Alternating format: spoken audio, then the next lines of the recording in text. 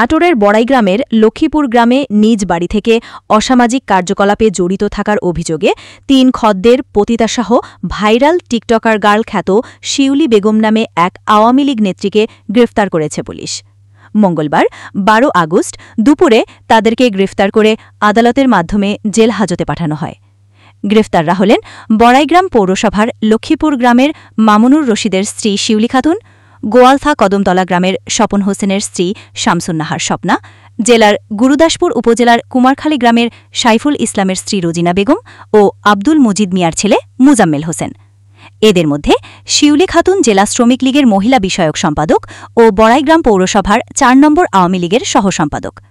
তিনি গত উপজেলা পরিষদ নির্বাচনে মহিলা ভাইস চেয়ারম্যান পদে নির্বাচন করে পরাজিত হন।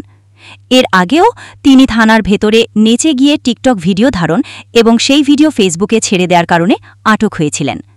স্থানীয়রা জানান, শিউলি খাতুন বেশ কিছুদিন ধরে তার নিজ বাড়িতে বিভিন্ন এলাকা থেকে পতিতা নিয়ে এসে অসামাজিক কার্যকলাপ করিয়ে আসছিলেন। মঙ্গলবারও তার বাড়িতে ২ জন নারী এসে অসামাজিক কার্যকলাপে লিপ্ত হয়। স্থানীয়রা বিষয়টি বুঝতে পেরে থানায় খবর দিলে পুলিশ গিয়ে তাদের ৪ জনকে গ্রেফতার করে। বড়াইগ্রাম থানার ভারপ্রাপ্ত কর্মকর্তা গোলাম সারোয়ার হোসেন বিষয়টির সত্যতা স্বীকার করে বলেন, শিউলি খাতুনের নামে অন্য একটি মামলায় ওয়ারেন্ট ছিল। তাকে সে মামলায় গ্রেফতার দেখানো সহ ৪ জনকেই অসামাজিক কার্যকলাপের অভিযোগে মামলা দিয়ে আদালতে পাঠানো হয়েছে।